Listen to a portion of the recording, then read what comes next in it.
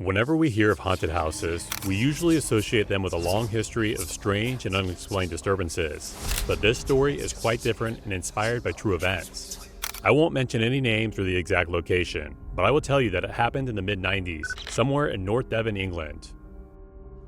We were a family of 4 and had lived in the house for around 8 years, without any paranormal events, so it was astounding to experience this same day we were moving out. The truck wasn't quite large enough to fit all of our things, so we ended up squeezing everything else into the car, which meant there wasn't enough room for us to travel together. I was asked to stay behind while my parents unloaded everything from the car into the new house, which wasn't too far away, so I had no reason to suspect that I would have to wait long. I was left with a single key to the front door, which I locked as soon as they left. My mother instructed me to keep all the windows upstairs closed because a neighbor's cat kept wandering onto the property and getting into the house.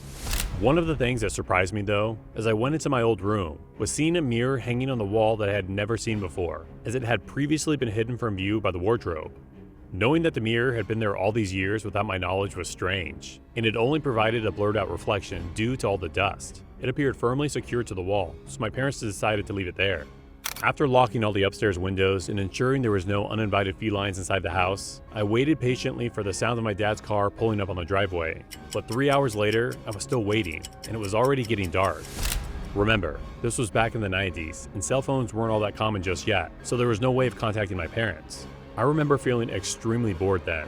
A cell phone would have been an absolute lifesaver back then for more reasons than one, but I would have settled for my old hacky sack or even one of my sister's Tamagotchis to kill time. Unfortunately, most of the light bulbs in the house had been removed, except for the one above the staircase, which I turned on.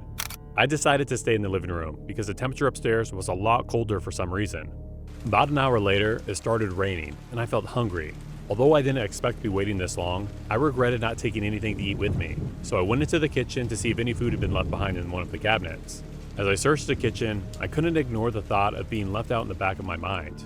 I hadn't even seen the new house yet, and the fact that my younger sister got to see it before I did bothered me a little. After realizing there wasn't any food in the kitchen, I returned to the window in the living room. As I contemplated several scenarios as to why my dad hadn't arrived yet, I heard something moving around the house. At first, I suspected it was the sound of the trees blowing in the wind outside, until I saw something that sent a cold shiver down my spine. Seeing someone passing in front of the window caused me to huddle in a corner, where I waited motionless and terrified. I heard tapping on the glass from the kitchen window, but I couldn't wait to see who it was. Instead, I just imagined the same dark figure staring through it. After the tapping sound stopped, it got quiet, at least for a while. The sound of shattered glass coming from upstairs caught me entirely off guard. I suspected that someone assumed the house was empty and decided to break in for whatever reason. A thought that became even more horrifying as I heard footsteps descending the old staircase. With no curtains or furniture, even the slightest sound would reverberate through the entire house, and there were very few places to hide, so I immediately snuck into another corner facing away from the hallway to avoid being seen. As I anticipated the horror of coming face to face with an intruder, the loud footsteps suddenly stopped at the base of the stairs, likely blocking my only exit through the front door. I could hear the wind now, probably howling through a broken window upstairs, chilling every room in the house. At that point, I was in a state of panic until suddenly I could hear footsteps again, this time heading up the staircase. Now I was faced with a dilemma because the intruder would probably wait until the rain stopped before leaving the house, and could decide to head back downstairs at any moment. I wasn't keen on running outside and down the street in the pouring rain, but I no longer felt safe in the house, so I cautiously headed towards the front door. As I approached the door, the risk of being seen seemed highly likely, but if I were there fast enough, I could escape and call for help. The door's desperate knock sent me back to the dining room.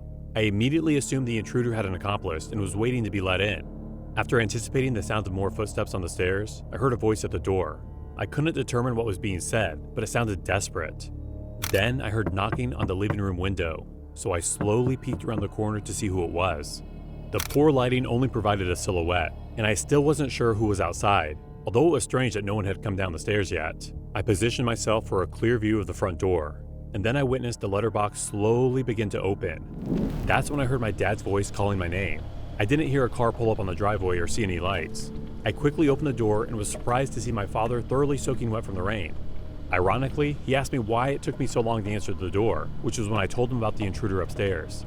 He seemed strangely convinced that I was making it up.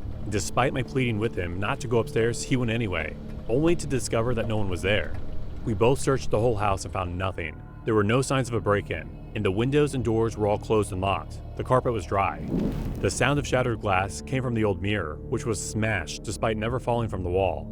There was no plausible explanation for the loud footsteps I heard on the staircase. When I asked my dad why it delayed so much to pick me up, he went on to explain that the car got boxed in by the truck at the other house and had to wait until everything was unloaded before he could leave. And to make matters worse, the car broke down just a few blocks away. To this day, I still feel that my dad doesn't believe me and thinks I was just too ashamed to admit that I smashed the mirror out of frustration because I was left alone for so long. But I knew what I experienced was real, and it's something that has stayed with me even after all these years. As for the person who passed in front of the window facing the backyard, we later confirmed it was a neighbor looking for his cat. However, the events of that night came up shortly after a conversation with my dad, and I asked him why he wasn't afraid of going up those stairs after telling him that there was an intruder in the house. What he said next left me completely speechless and shook me up. He told me he wasn't afraid because he saw me in the window upstairs just as he approached the house. He tried to wave to get my attention, but he said I had this strange, ghostly expression on my face, so he gave up and knocked on the door instead. The smashed mirror on the wall, loud footsteps on the staircase, and an apparent doppelganger in the window upstairs were enough to keep me away from that house, never to return.